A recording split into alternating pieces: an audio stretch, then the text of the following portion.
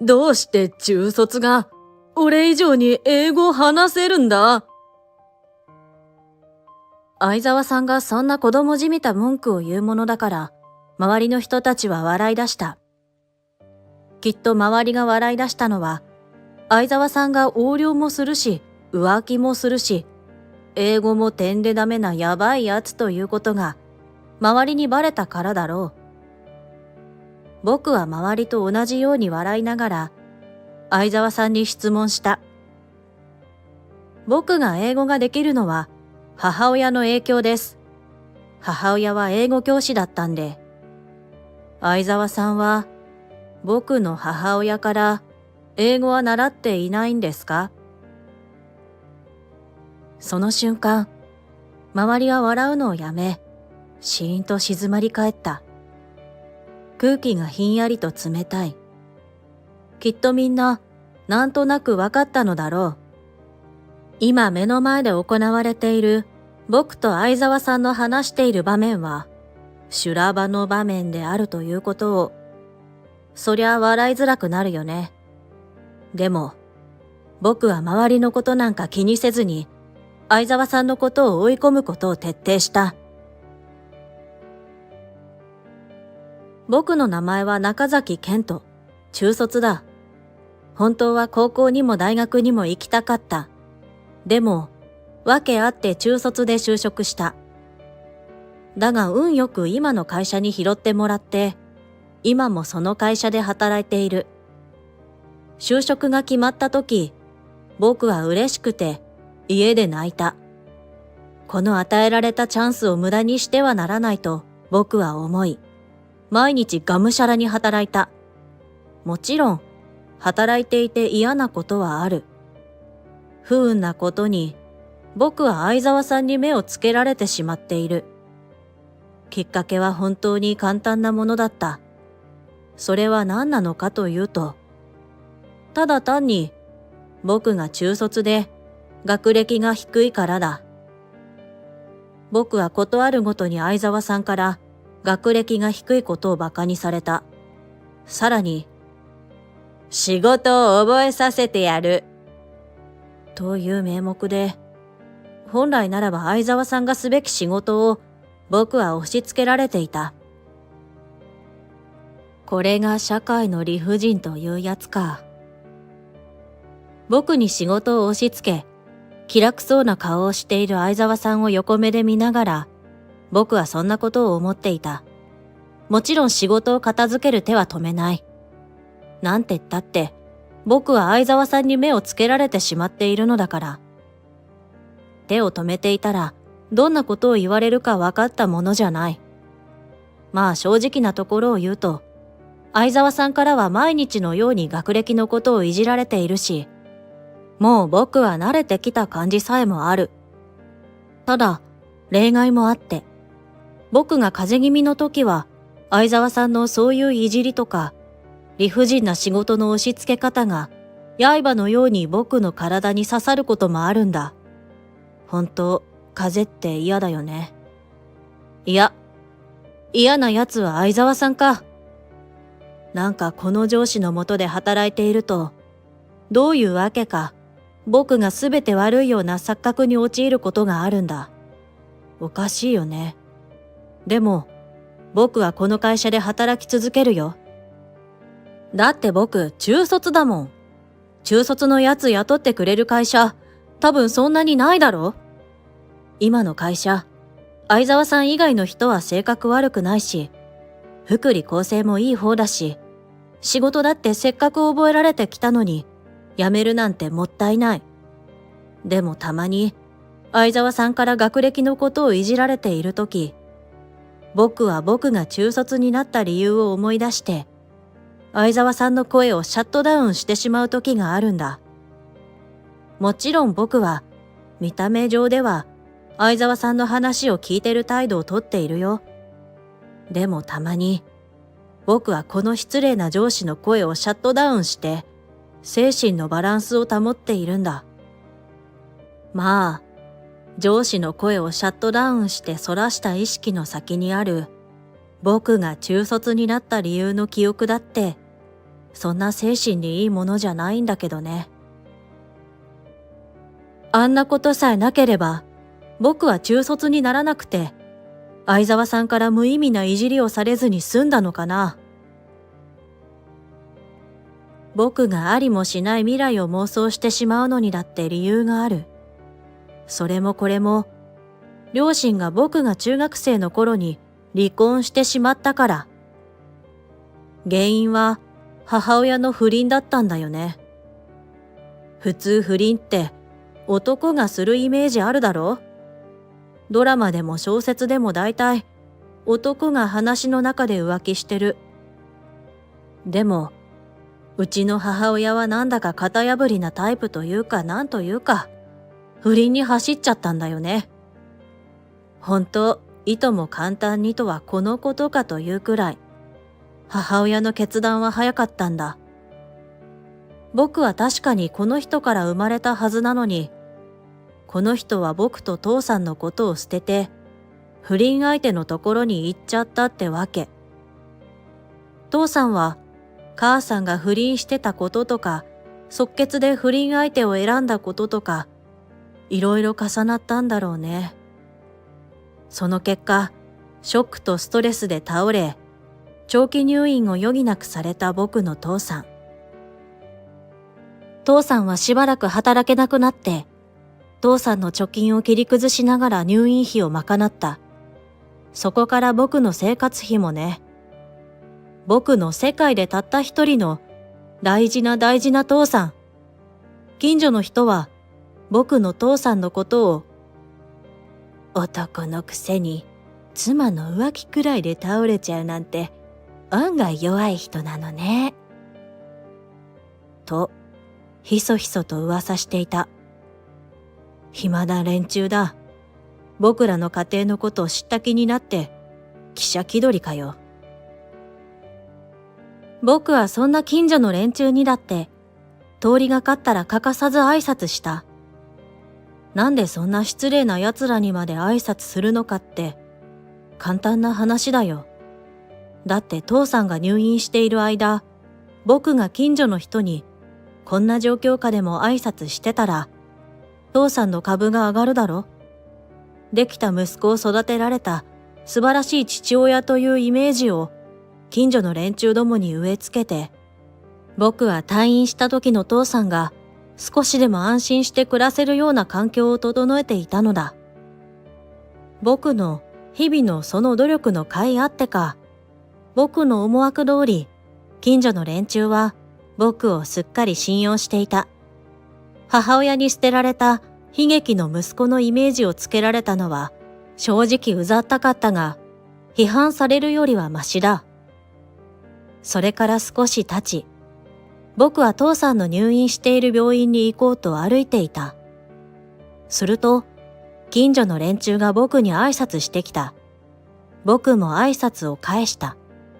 そしたら、後ろから聞こえてきたんだよ。近所のおばさん連中は、息子さんもお父さんもいい人だったのに、奥さんはダメな人よね。とか、不倫に走るなんて生き方が女すぎるのよね。私たちの時代じゃ信じられない行いよ。とか、ギャーギャー言ってたな。ふふ。僕はあまりの滑稽さに小さく笑ってしまった。だって、あんな大きな声で、この前とは正反対なことを言ってるんだよ。この前まで父さんのことをブツブツ言ってたのに、今度は母さんのことをブツブツ言ってる。女の敵は女ってところか。もしかして母さん、女って生き物に疲れて不倫に走ったのかな。でも、そうだとしても、許されるわけがないんだけどね。僕も軽くブツブツ言ってしまった。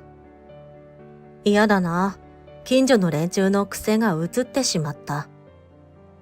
もちろん僕は、父さんの前で母さんの悪口は言わない。せっかく父さんの病状が良くなってきたんだ。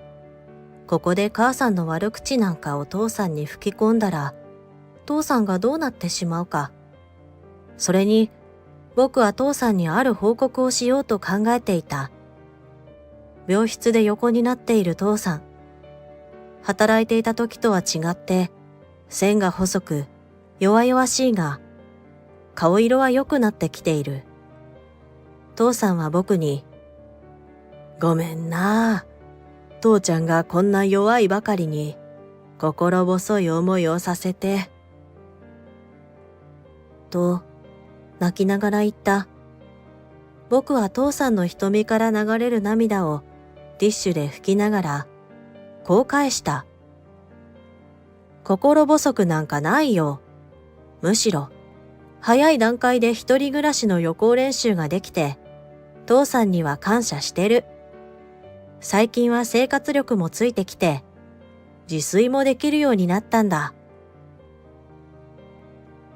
父さんは僕の成長が嬉しかったのか、久しぶりに笑った。このくらいで父さんが笑顔になってくれるなら、僕はどんなことだってする。だから、僕は僕の成長を父さんに見せるべく、ある報告をした。あのさ、僕、中学校を卒業したら就職する。実は、父さんの両親はすでに他界していて、頼れる人がいないのだ。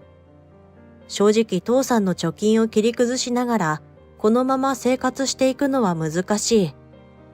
だから、現実的に考えて、僕が中卒で働いて家族を支えるのが一番いいのだ。父さんも退院してからすぐには働けないだろうし、なおさらだ。客観的に見たら、僕は仕方なく家庭の事情で中卒で働く羽目になったやつでしかない。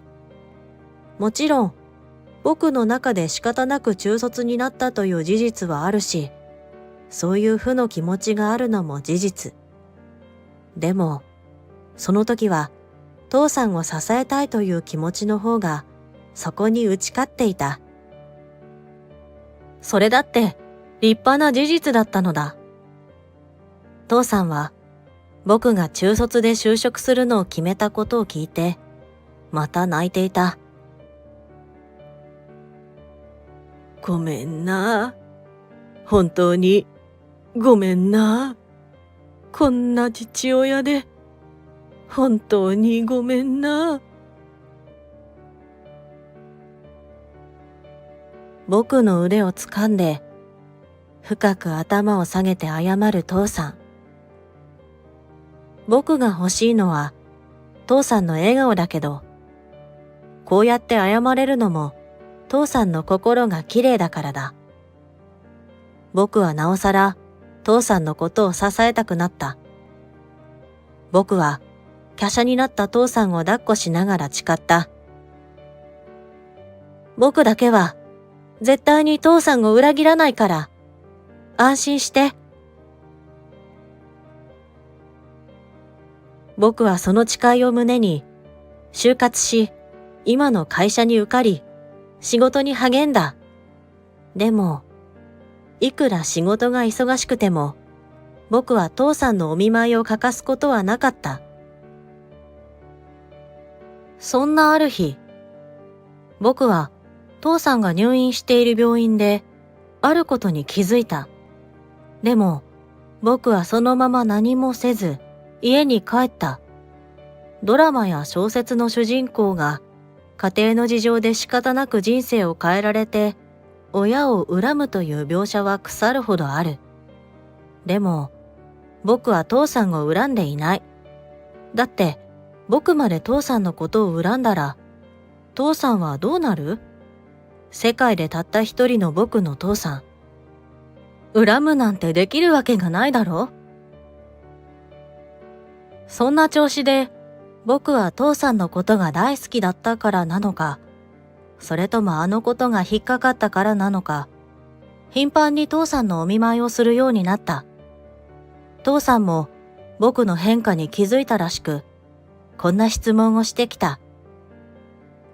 父さんは不思議そうに、今日もお見舞いに来てくれてありがとうな。最近は週に何回も来てくれて、父さんは嬉しいけど、どうしたんだと首をかしげた。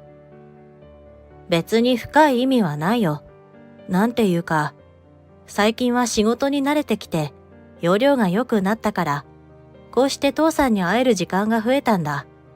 ただそれだけのことさ。父さん、顔色良くなったね。安心したよ。僕は話題を変えたくて、父さんの顔色を褒めた。父さんは僕のそんな心情には気づかず、僕が仕事に慣れてきたことを大いに喜んでいた。無邪気に笑う父さん。父さんが痩せ細って一回り小さくなったのもあると思う。でも、僕から見た今日の父さんは、どこか子供っぽくも見えた。きっとこれは、僕が社会を知って、父さんに小さな嘘をつけるようになったというのが、大いに関係しているのだと思う。それでもこの人は、僕の父さん。僕の世界でたった一人の大事な父さん。その日も僕は、父さんを抱きしめた。僕の家族は、父さんだけで、あの女は違う。僕の深い毒好きが、父さんに聞こえていないことを祈りながら、心の中で自分の母親を僕は盛大に批判していた。それもこれも、あの気づきがなければ、僕がここまで母親を批判することはなかったというのに。そして次の日、僕は会社にいた。相変わらず相沢さんに押し付けられた仕事を片付けている。もう慣れっこだし、仕事にも慣れてきたから、こんなもの痛くも痒くもない。余裕をぶっこいていた罰か、相沢さんが僕に近づいてきた。また学歴いじりか。さすがに直接言われるときは身構える僕。でも今日は違った。会議に参加しろ。相沢さんはただ僕にそう言ってきたのだ。すみません。どういうことですか？突然言われたため、僕は相沢さんに詳細を聞いた。そして分かったことがある。どうやら僕はその会議に相沢さんの付き添いとして出席しないといけないようだ。確かに最近の相沢さんは体調が悪いような感じで、どこか落ち着きがなかった。どうやら相沢さん自身も自分に落ち着きが最近足りていないのを自覚しているのだろう。もしかしたら相沢さんは心細くなって僕を付き添いに選んでくれたのかもしれない。そんな普段だったらありえないかすかな期待を僕は相沢さんに抱いていた。でも日頃から相沢さんにいじられていた恨みがたまりにたまっていたので、正直僕は会議に参加したくはなかった。だからそれとなく言ってやった。すみません。会議に参加してと言われても、僕は会議の資料も何もないので難しいと思います。ああ、そうだったな。相沢さんってこんなにぼーっとしていた人だっけ？やっぱりなんか風邪気味とかで体調良くないのかな？なんか最近変だし、一体どうしたんだろう。相沢さんは思い出したかのように会議に使う資料を僕に共有してきた。それに資料をどさっと置いてきて、相変わらず相沢さんって相沢さんなんだよな、と僕はまたイラついた。どうやらこの感じだと僕は会議に出席しないといけないらしい。明らかに様子が変な最近の上司を横目に、僕は共有された資料に仕方なく目を通した。でも、その資料からも変わった点を僕は見つけてしまった。だが、僕は相沢さんにそのことを言わなかった。もしかしたら、僕は母親譲りの性格なのかもしれない。型破りで、目的のためなら手段を選ばない。そんな大胆な血が僕にも流れているのかもしれない。僕は頭の片隅に母親の姿を想像した。そこには女性らしく微笑んでいる母親の姿があった。母親の姿を思い出すなんていつぶりだろうか。行くぞ。あ、はい。想像の中で母親とお別れし、僕は現実を見た。そんなこんなで、僕は相沢さんに会議室に連れて行かれてしまった。そして、やっと着いたと思ったら、会議室でこんなことを言われてしまったのだ。英語でプレゼンしろ。資料を読んだなら、これくらいできるだろう。なかなかの無茶ぶりだ。特に練習もさせてくれなくて、こんな無茶ぶりをしてくる上司。上等じゃん。闘志に火がついた僕は、相沢さんに堂々とこう言ってやった。資料にあることを話せばいいんですね。そうだよ。当たり前のことを質問してくるな。ちゃんとやれよ。わかりました。はあ？表面上ではこの無茶ぶり上司の失礼な態度に怒りを表さなかった僕。でもその時、僕は決心した。この会議を大波乱の渦に巻き込んでやると。だから僕は会議で言ってやったんだ。あのことをね。でも僕はそのことを言う前に、英語で会議で使う資料の内容を読み上げて説明した。どうやら僕の英語は内容も発音も素晴らしかったようで、会議室の人々が、おーと簡単の声を上げていた。別にこんなの普通だ。そんな僕の澄ました態度も相沢さんは気に食わなかったんだろう。無茶ぶり上司相沢さんが僕のことを睨んでいる。会議中だというのに、この人は自分の感情に正直なタイプのようだ。きっと僕のことを中卒だから英語もできないだろうと馬鹿にしていたのだろう。そのはずだったのに、英語を喋れる僕に驚き、ムカついて睨んでいるというところだろうか。さすがに僕は、相沢さんの今までの行いも含めて、イライラがマックスになり、我慢できなくて、とうとうあのことを暴露してやった。僕は流暢な英語で、相沢さんが会社の金を横領していること、僕の母親と相沢さんが浮気していたことを会議で暴露したのだ。僕の話を聞いてざわつく人々。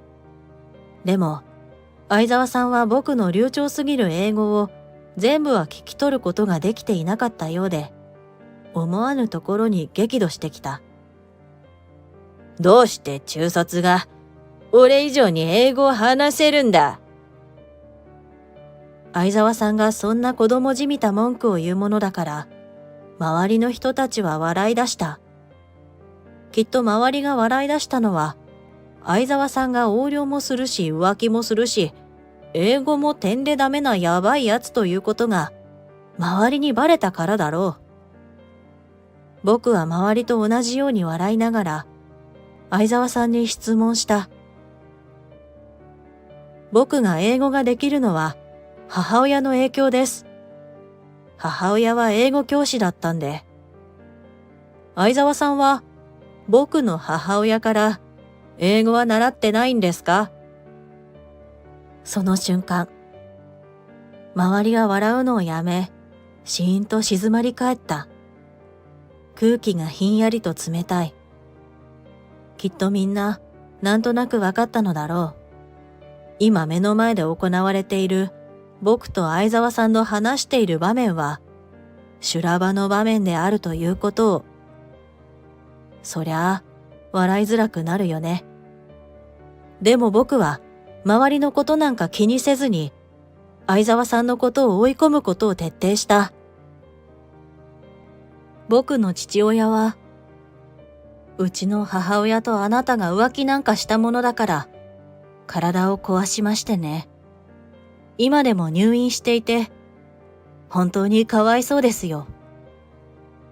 僕は父親が働けなくなったので仕方なく中卒になったんです。だから本当に相沢さんに学歴いじりをされるのが辛かった。でもね、そういう辛いことがあってから僕と父親の絆はより強固になったんです。その証拠に僕は父親のお見舞いを欠かしません。でもね、この世の中には神様なんていないみたいで、僕はあることに気づいてしまったんですよ。その日の僕は父親のお見舞いが終わったので、家に帰ろうと病院の廊下を歩いていたんです。そしたら、恐ろしいものを見つけてしまい、気づいてしまったんです。その病院は、病室に続く廊下を少し歩くと、待合室のスペースにつながっていましてね。それがいけなかった。だって僕は見てしまったんです。待合室の椅子に、お腹を大きくした僕の母親が、あなたと二人で座っているのね。ああ、二人で仲良く病院に通われているんですね。僕はその事態から目が離せなくて、二人のことをずっと見ていたのに、二人は僕に気づいてくれませんでした。そうして二人は婦人科に向かって行ってしまったというわけです。なんだか僕は無視された気分になり、むしゃくしゃして、その時の二人のことを隠し撮りしちゃったんです。本当にどうかしていたと思います。でも、証拠の写真があるんです。言い逃れはできませんよ。僕の悲惨な生い立ちを聞いて、瞳を潤ませる社員もいた。そうだ。そうなんだよ。この相沢って男は、それくらいひどいことをしてきたんだよ。とんでもない男だと、相沢を睨みつける社員もたくさんいた。なんだかその瞬間、今まで僕と父さんが受けていた苦しみが、すべて晴らされたような気分に、僕は浸れた。本当に本当に苦しかった。一番苦しかったのは、自分の母親が相沢の子供を妊娠していることに気づいた時だった。そう気づいていながら、父さんのお見舞いをする日々、そして父さんについた嘘。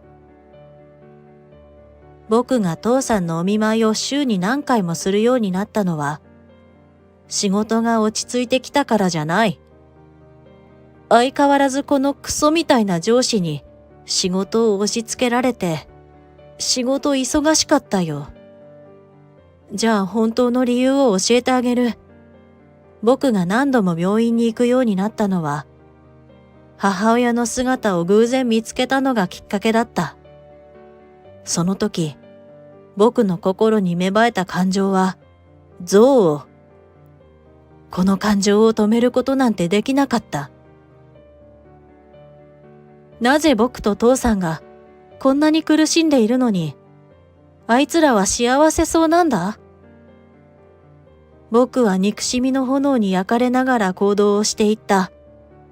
僕は最初、母と相沢さんを病院で見かけたとき、その男性が本当に相沢さんなのかどうか、いまいち信用できなかった。もしかしたら、信じたくないというのもあったかもしれない。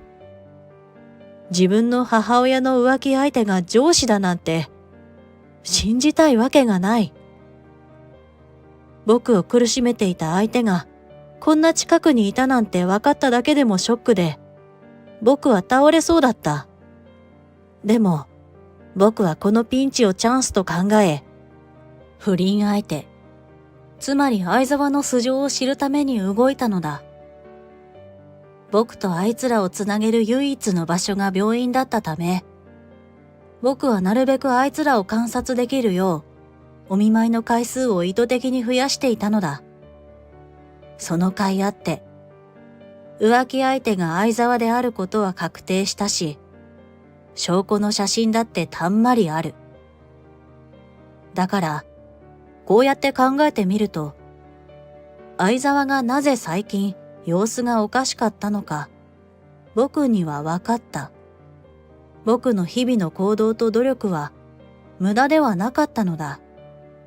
この相沢という男、根は小心者なのだろう。きっと思いがけず僕の母親との間に子供ができたことに焦ったために、水増し請求などの横領の証拠になるファイルまで僕に共有してしまったのだろう。謎は解けた。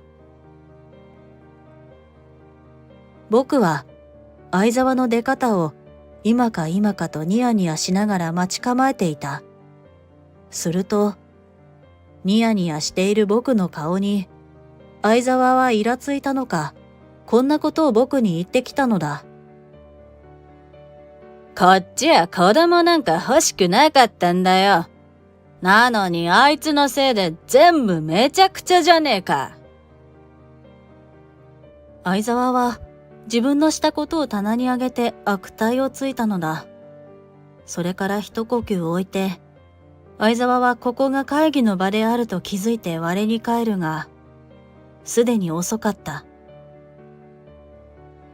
その日をきっかけに、不倫をしていたこと、会議での悪態、横領、さらに、これまでの僕への言動が公となり、相沢は社内で肩身が狭くなってしまっていた。実は僕と父さんは、離婚の際に慰謝料も請求できていなかったが、今回の件で会社が調査をしてくれた。そしてさらに、他の社員たちが証言をしてくれたことで、相沢は浮気を認めざるを得ない状況となり、多額の慰謝料を僕と父さんに支払うこととなったのだ。さらに横領の件についても、相沢は追及され、損害賠償も支払うことになった。この件がきっかけで、父さんは母親への未練も何もかもなくなったみたいだった。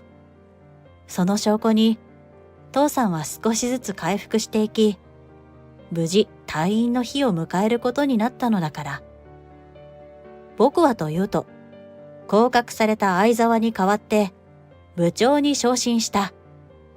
日々真面目に頑張って仕事しているけど、やっぱり人間、真面目に生きなきゃダメだよね。